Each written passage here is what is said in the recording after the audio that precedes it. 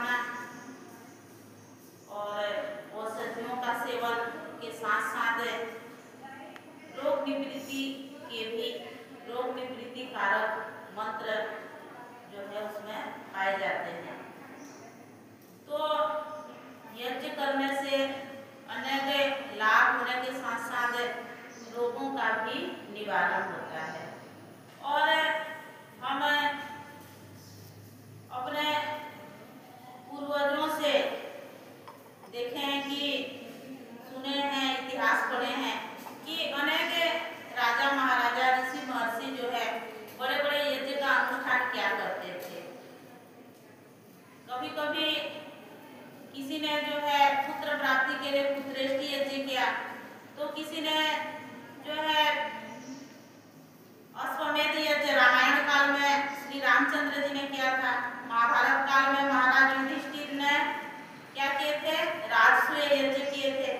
तो अनेक प्रकार के जो है विशेष रूप से जो है विशेष सिद्धि की प्राप्ति के लिए भी यज्ञ का अनुष्ठान करते हैं।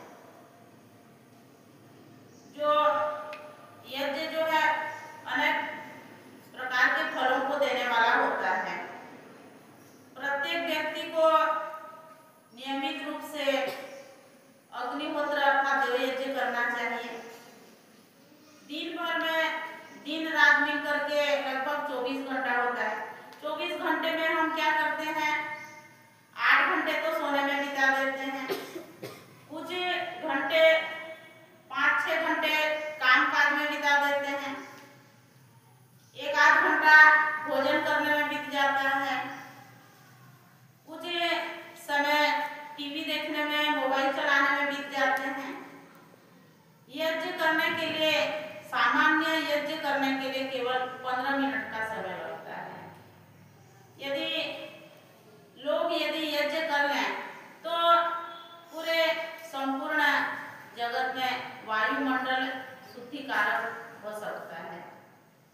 लोग कहते हैं कि हमारे पास समय नहीं है, और यदि किसी परिवार में यदि किसी को पूछा जाए तो कहते हैं कि हमारे एक व्यक्ति के करने से क्या हो सकता है, और बाकी लोग करें तभी तो होगा।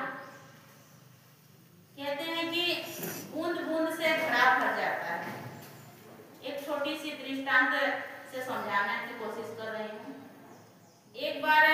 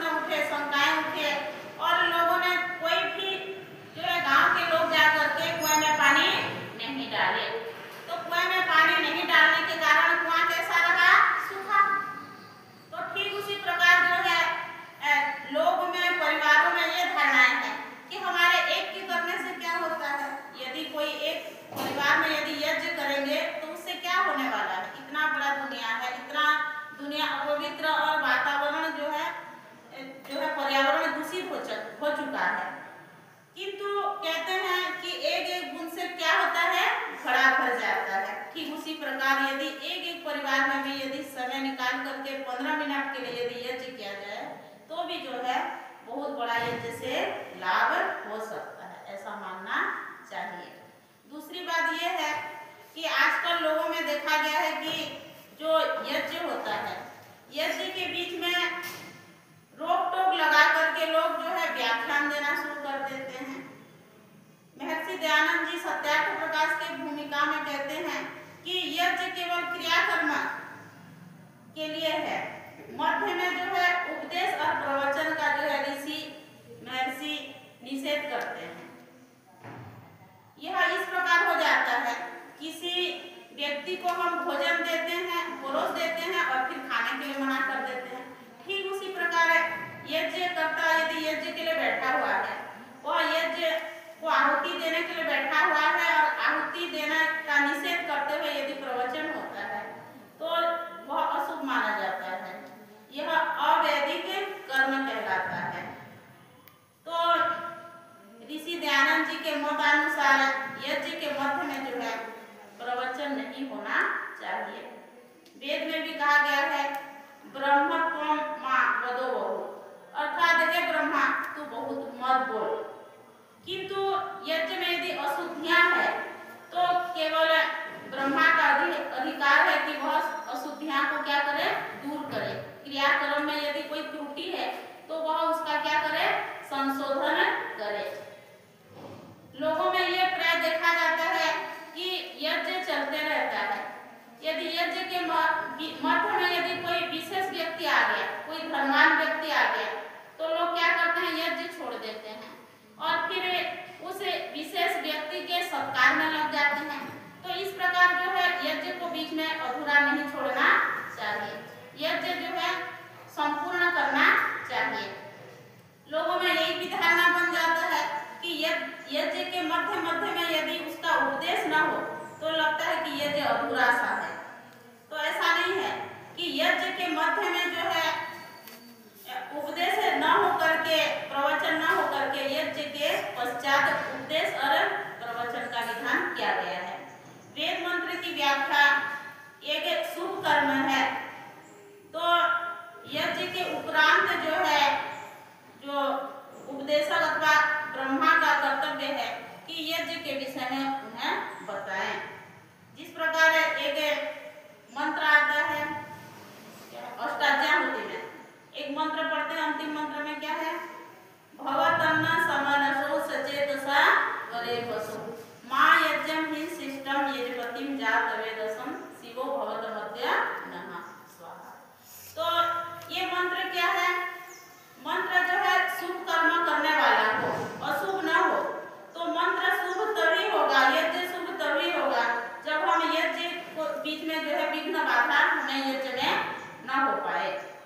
यदि हम मंत्र को अशुद्धि का प्रयोग करते हैं, मंत्र का उच्चारण हम गलत करते हैं, तो भी यज्ञ का विशेष प्रभाव नहीं पड़ता। तो इसीलिए कहा गया है कि यज्ञ में केवल मंत्रों का प्रयोग और उसकी क्रियाएं होनी चाहिए, न कि उपदेश व प्रवचन।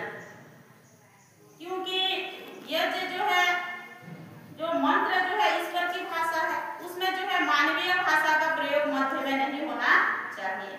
तो ये जो है महर्षि दयानंद जी के मतानुसार हम ये समझ रहे हैं कि यज्ञ के मध्य में उपदेश प्रवचन न होकर के यज्ञ के उपरांत जो है उसकी जो है अर्थों का हम समझने की कोशिश करें।